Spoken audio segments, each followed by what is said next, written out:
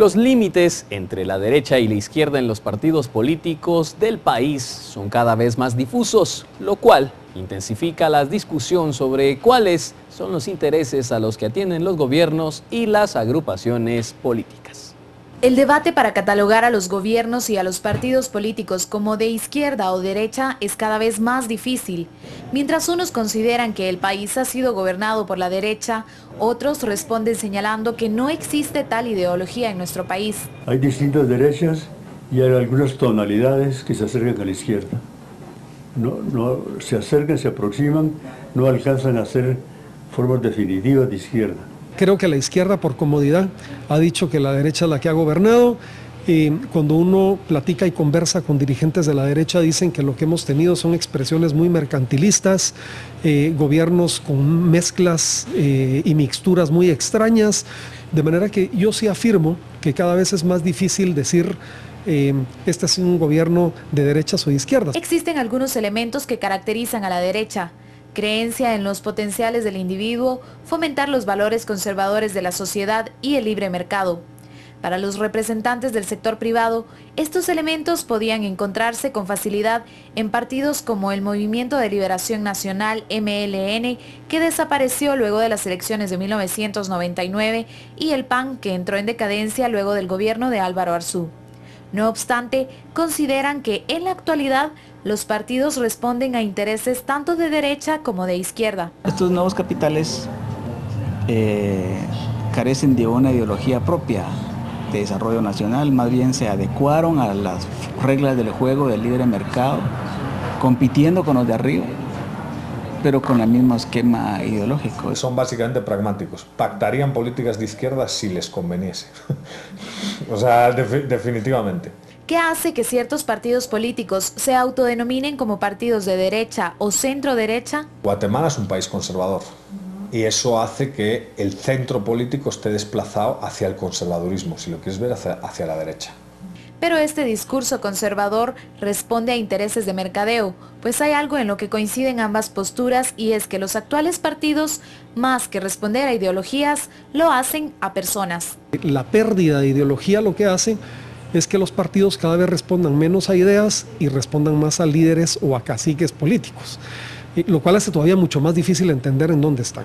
Cuando de repente uno se da cuenta que el patriota y el líder votan conjuntamente después de haber estado enemistados o separados, uno dice, es natural que se ocurra, no habría por qué asustarse si son grupos de derecha. Son grupos de derecha con caudillos distintos y las peleas son por el caudillaje. Por una Guatemala en paz, Lourdes Hércules y Noé Medina. Y en Guatemala nacen más mujeres que hombres, y con ese crecimiento la importancia de sus decisiones es determinante en cualquier proceso social.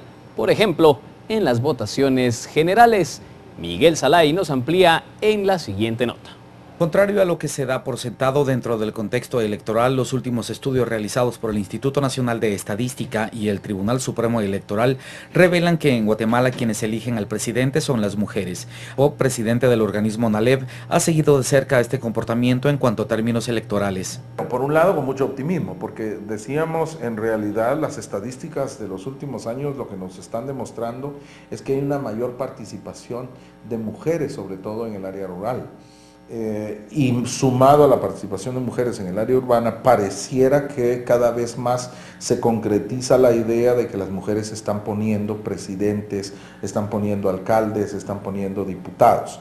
Es decir, la población a conquistar son sobre todo mujeres, y sobre todo mujeres rurales. Otra de las tendencias que marcarán las elecciones es la participación de las nuevas generaciones en el proceso electoral. Hay una diferencia entre la juventud urbana y la juventud rural que estamos viendo, en la cual la juventud rural está más interesada en participar que la juventud urbana. Los jóvenes urbanos no tienen tanto el interés, y yo diría que en general todos estos fenómenos se dan en un contexto en el cual la falta de empleo, la falta de oportunidades es verdaderamente significativa. Entonces se ve la política incluso como una oportunidad. Álvaro Pop subraya el tema de las nuevas formas de clientelismo dentro de los partidos políticos, no obstante, los califica como una nueva manera de entender la política y acercar a las comunidades rurales, sobre todo indígenas. Por una Guatemala en paz, Miguel Salay y Noé Medina.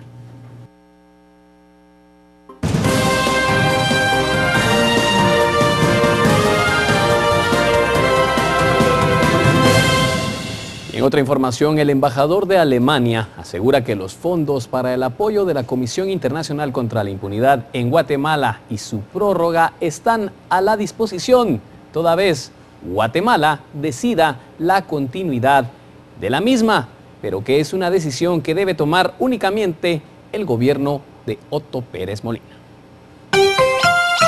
Sí.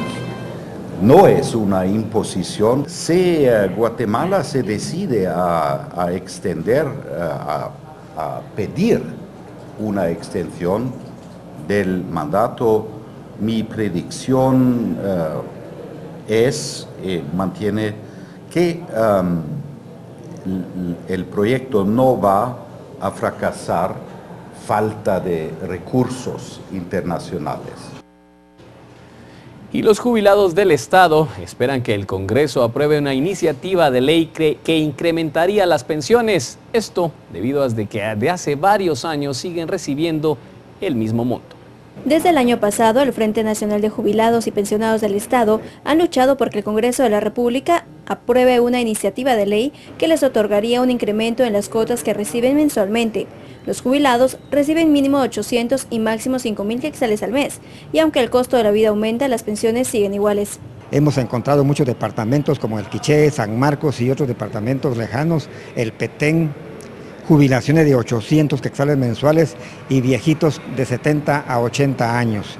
Creo que a pesar de haber servido al país, al Estado y al pueblo de Guatemala, no es justo. Dirección Legislativa recibió 4 iniciativas de ley por este tema, pero el Frente Nacional apoya la iniciativa 4854 por considerar que es más realista y que el aumento puede ser posible. Reformar el artículo 25, inciso C, numeral 1, donde dice actualmente, cuando haya aumento general, se considera el 50%.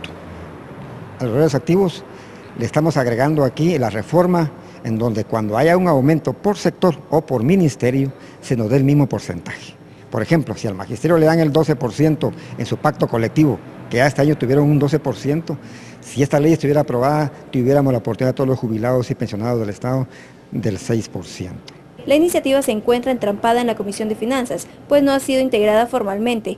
El presidente de la comisión asegura que están analizando la iniciativa. Esta semana vamos a convocar también para que podamos empezar a conocer los temas que la comisión tiene todavía pendientes, que el año pasado no se desarrollaron, y que es un asunto que hoy se tiene que retomar nuevamente. La mayoría de jubilados del Estado son personas de la tercera edad que no pueden conseguir otro empleo y que la pensión que reciben les sirve para cubrir sus gastos de alimentación, vestuario, salud e incluso alquiler de donde viven, por lo que consideran necesario la aprobación de un aumento a las mensualidades. Por una Guatemala en paz, Dulce Rivera y Rafael Ovalle. Y en otras noticias, en 2 meses del 2015 se han denunciado 12 agresiones contra periodistas en Guatemala. Y en el mundo, esta es una de las profesiones con más riesgos.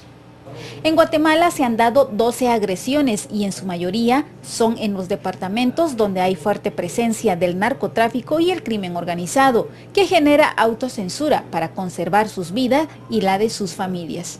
En el caso de las agresiones gubernamentales y de seguridad, encabezan la lista las intimidaciones, acoso judicial y la censura. Ante la ola de violencia y robo del patrimonio a los periodistas, es tarea del Ministerio Público realizar su vinculación con la agresión a periodistas, indicó Iliana Alamía, directora de Cerigua. Si queremos terminar con la impunidad, compañeros, tenemos que activar al sistema para eso. Eso es en primer lugar. En segundo lugar, buscar el apoyo y la solidaridad gremial. El representante de la UNESCO en Guatemala dice que la libertad de expresión está acompañada de responsabilidades y el embajador de Alemania hace un llamado a la ética profesional para el desempeño del ejercicio periodístico en el año electoral y pide protección para ellos al gobierno. Las sociedades tienen un nivel muy alto de complejidad, como ustedes conocen, y las amenazas a este y a otros derechos vienen de factores múltiples. Su papel es aún más importante en un año electoral y la protección de su libertad de expresión. En caso de sufrir una agresión es importante conocer la legislación de protección y conocer su ruta para denunciar los casos y evitar la impunidad. Creemos que es fundamental crear una condición de trabajo, una condición de seguridad para el trabajo de todos ustedes, de los colegas periodistas, porque eso es fundamental también para apoyar el procesos democráticos. Por una Guatemala en paz, Ana Lucía Morales y Jorge Hernández. Y el acceso a la educación está limitado no solo por situaciones económicas o geográficas para las niñas, son factores culturales también los que hacen difícil este acceso. Pero ¿cómo puede cambiar esto? Preste atención al siguiente reportaje. Por ser niña es una campaña de Plan Internacional. Uno de sus focos principales es que las niñas tengan acceso a educación.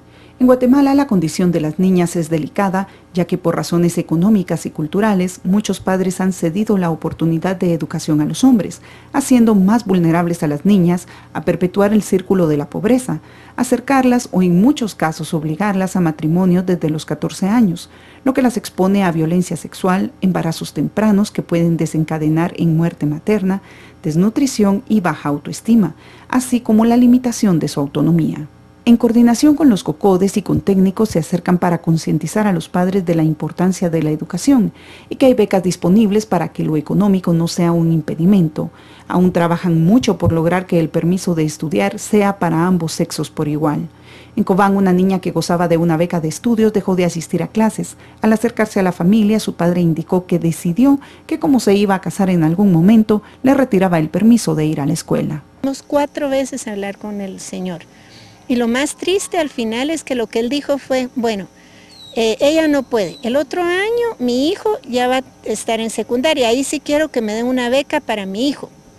O sea, obviamente ahí usted ve la diferencia, el tema de género, donde no ven el valor de las niñas. Canadá es un país que se ha destacado por liderar el establecimiento del Día Internacional de la Niña, así como el combate al matrimonio temprano y forzado.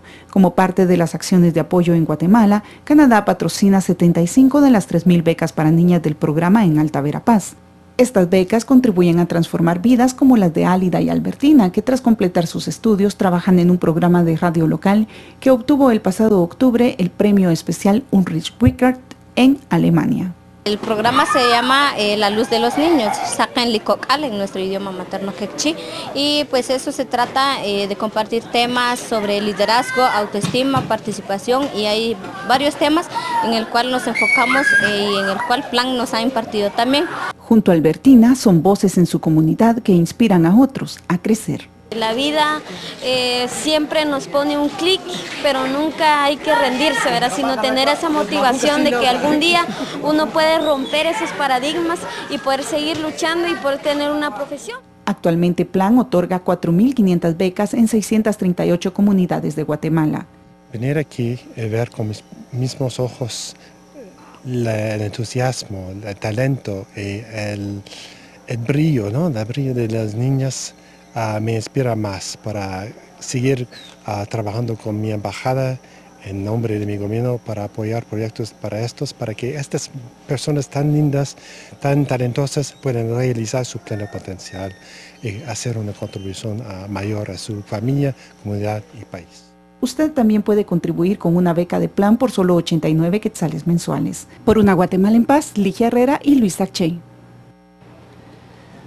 Continuamos con más información. Carlos Roquel está con nosotros y tras la pausa conoceremos qué es lo que ocurre en los departamentos de nuestro país con el informe de nuestros corresponsales. Carlos, bienvenido. Gracias, Julián. Efectivamente, toda la información departamental, entre ellas la celebración del Día Internacional de la Mujer. Ya volvemos.